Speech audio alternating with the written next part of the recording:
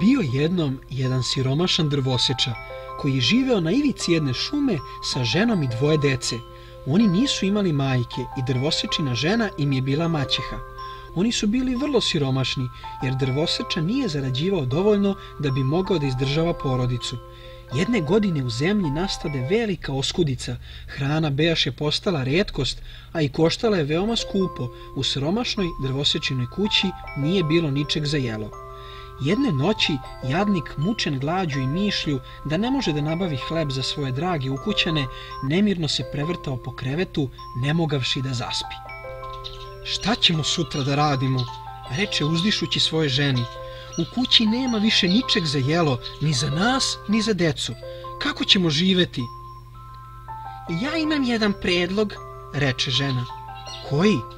Sutra u zoru otići ćemo s decom u šumu, odvešćemo ih u najudaljeniji i najgušći deo, zapalit ćemo im vatru, daćemo im komad hleba i ostavit ćemo ih same. Deca neće umeti da nađu put do kuće i tako ćemo ih se osloboditi zauvek. Lepo mi ti save daješ, ali ja tako nešto nikada neću učiniti. Da ostavim svoju decu u šumi, da ih rastrgnu divlje zveri, nikada neću učiniti tako nešto svirepo. Onda ćemo svi umreti od gladi, odgovori mu žena. Žena ga je toliko nagovarala da drvoseča najzad pristade, iako mu je u srcu bilo veoma teško. Dvoje mališana ležahu budni u krevetu, jer nisu mogli da zaspe od gladi. Tako čuše šta je maćeha govorila ocu. Devojčica se uplaši i poče gorko da plače, pribijajući se u svog bratića. On je pokušavao da je smiri, milovao je njenu lepu plavu kosu i govorio joj: ne boj se, Marice, nećemo umreti od gladi, spasit ćemo se. Ivica sačeka da roditelji zaspe, onda lagano ustade iz kreveta, obuče kaputić, nečujno skinu rezu s vrata i iskrade se napolje. Noć je bila vedra i mirna. Na nebu je sijao mesec tako jako da su se kamenčići na stazi ispred kuće sijali kao novčići tek izašli iz kovnice. Ivica sakupio onoliko kamenčića koliko je moglo da mu stane u džepove. Zatim se isto tako tiho uvuče u kuću i leže u krevet. Marica ga je čekala budna. Spavaj mirno, sestrice, reče on. Sve će biti dobro. Čim to reče, on sam zaspa. Sutradan u zoru maćeha uđe da probudi decu. Ustajte, lenjivci! Moramo u šumu da sečemo drva. I tako se cijela porodica uputi prema šumi. Ivice, šta to neprestano gledaš iza sebe? Upita ga otac. Zašto stalno zaostaješ? Hajde, sine, napred. Gledam onu belu macu na krovu i čini mi se da se popela tamo gore da bi mi rekla zbogom, odgovori dečak. Ta kakva mačka, umeša se maćeha. To je prvi zrak sunca koji blista na našem dimnjaku, zar ne vidiš? Ivica je dobro znao da nije u pitanju nikakva mačka i nije se okretao da bi gledao kuću, već je s vremena na vreme bacao kamenčiće iz džepa kako bi obeležio put za povratak. Hajde, skupite malo drva. Hajde, deco, skupite malo drva. Hoću da vam založim vatru da vam ne bi bilo hladno. Ivica i Marica prikupiše jedan naramak suvih drva i otac zapali vatru. A onda im maćeha reče: vi sedite ovde pored vatre i igrajte se dok mi idemo da sečemo drva. Ne mičite se odavde, kada završimo posao doći ćemo po vas. Deca su se igrala, pevala i pojela komadić hleba koji su im ostavili, a najzad, umorna od trčanja, sela su da sačekaju povratak roditelja. Počela je već da se spušta noć i decu savlada umor te zaspaše. Kada su se probudili, bila je već duboka noć, šuma je bila mračna i mirna. Marica preče svog brata. Kako ćemo naći put da izađemo iz šume? Čekaj samo da izađe mesec, reče joj Ivica. Zar si zaboravila da sam duž cijelog puta posuo kamenčiće? Kad se pojavi mesec, Ivica uze sestricu za ruku i pođoše kroz šumu. Oni dođoše do očeve kuće i zakucaše na vrata. Ko je to? Upita iznutra maćehin glas. Mi smo Ivica i Marica. Nevaljalci mali, Reče i maćeha kad uđoše unutra. zaspali ste u šumi, a ja sam mislila da se nećete vratiti sa nama. Kada ih otac vide, on ih zagrli i poljubi, srećan što su se vratili, jer bilo mu je veoma teško od trenutka kada ih on ostavi u šumi. Nije prošlo mnogo vremena, a nesreća ponovo zakuca na vrata sirotog drvoseče. Pojeli smo sve što smo imali, Reče maćeha jedne večeri drvoseči. ostalo je još pola hleba za sutra, a posle ćemo gladovati. Decu treba da odvedemo u šumu, ali ovoga puta toliko daleko da se nikada ne mogu vratiti. Deca su još bila budna i čula su njene reči. Ivica ustade i htede da izađe i sakupi kamenčiće, ali maćeha je bila zaključala vrata. Ivica je narednoga jutra bio veoma gladan, te nije pojeo svoj hleb, već je duž puta kojim su išli bacao mrvice hleba. Ivica, iako je bio veoma gladan, nije pojeo svoj hleb, već je duž puta kojim su išli bacao mrvice hleba. Zašto zastaješ i neprestano se okrećeš? Podviknu mu otac. Čini mi se da je moj beli golub sleteo na krov kuće da bi mi rekao zbogom, odgovori dečak. Gluposti, zar ne vidiš da to nije golub, već ivica krova osvetljena prvim zracima sunca, rekao mu je otac.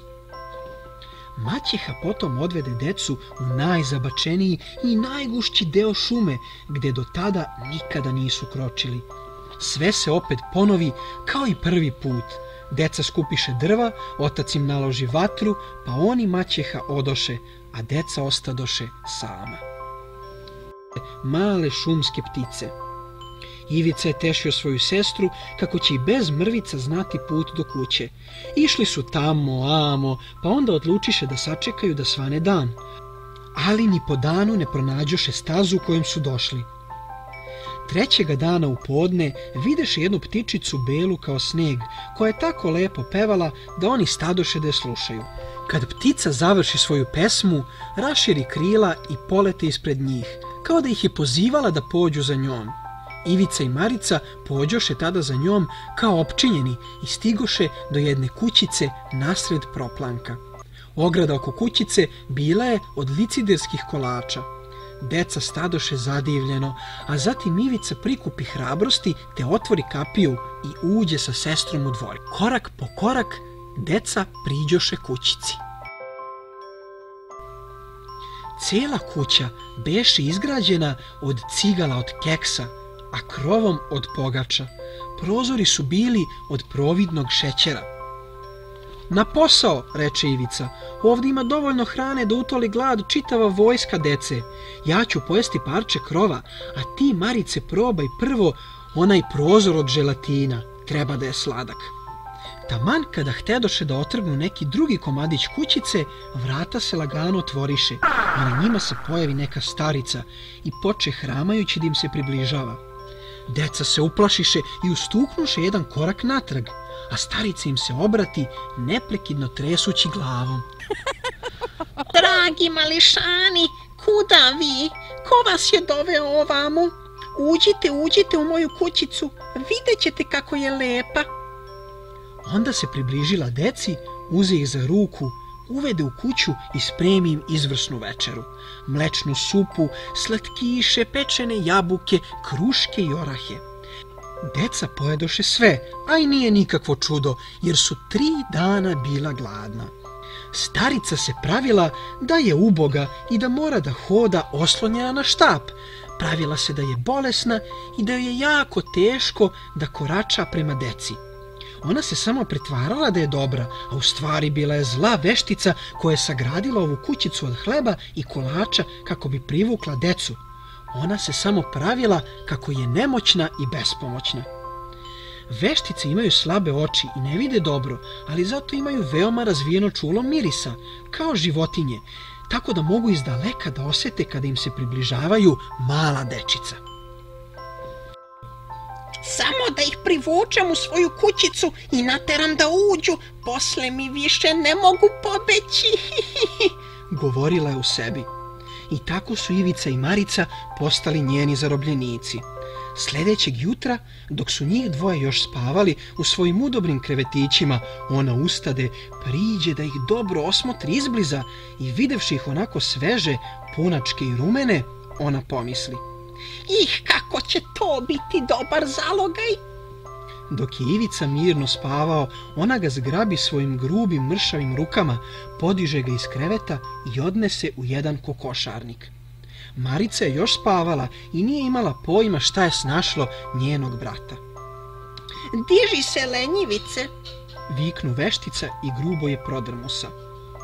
Možete da zamislite koliko je plakala jadna Marica. Preklinjala je zlu Vešticu da je oslobodi, kao i njenog brata, ali ništa nije pomoglo. Svakoga jutra mala Marica je donosila vodu, čistila joj kuću, spremala joj obilne obroke i sve tako dok Veštica konačno nije odlučila da završi sa njima.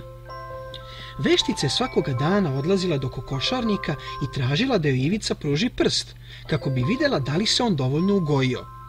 Mala Marica morala je da hrani i njega, a on je još uvek pružao jednu tanku koščicu i Veštica, pošto nije dobro vidjela, ostavljala ga je uverena da je još uvek mršav. Samo njegovo lukavstvo uspelo je da ga sačuva od zle Veštice. Baš se čudim što tvoj brat nikako ne može da se ugoji, reče Veštica jednog dana Marici.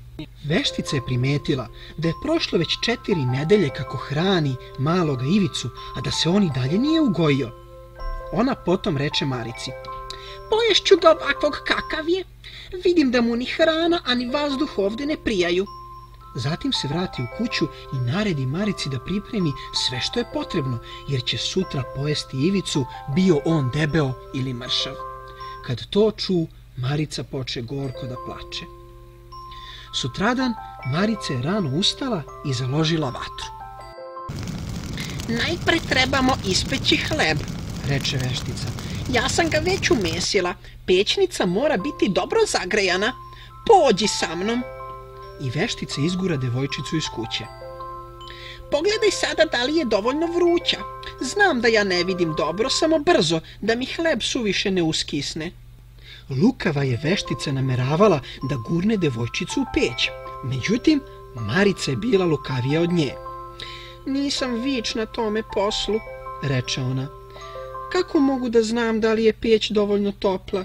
Upita Marica kada je shvatila zle namere podle Veštice. Pokažite mi, molim vas, kako se to radi. Baš si prava guska, progunđa Veštica. Marica je samo čekala da Veštica priđe, da otvori pećnicu i popne se svojim kolenima na prag. Kada je to vidjela, Marica gurnu Vešticu i sve snage od pozadi, zatim dobro zatvori gvozdena vrata i podupre ih još jednom čakljom kako se ne bi otvorila. Marica potom otrča svome bratu i otvori kokošarnik vičući: Ivice, Ivice, Veštica je mrtva, a mi smo najzad slobodni. Ivica izađe iz kokošarnika kao ptica kada je puste iz kaveza. Skačući, oni pređoše preko dvorišta i uđoše u kuću. Sada više najzad nisu imali čega da se boje. Kućica od hleba i kolača beše pravi rudnik s blagom. Na sve strane bili su kovčezi s novcem i dragim kamenjem koje se blistalo više nego kamenčići koje Ivica bacao putem. Napunit ću džepove, reče dečak. Tako i naši roditelji neće biti više siromasi. Poneću i ja kući, reče Marica i napuni svoju kecelju. Hajdemo odmah prije nego što padne mrak, reče Ivica. Ne bih hteo da provedemo ovde još jednu jedinu noć.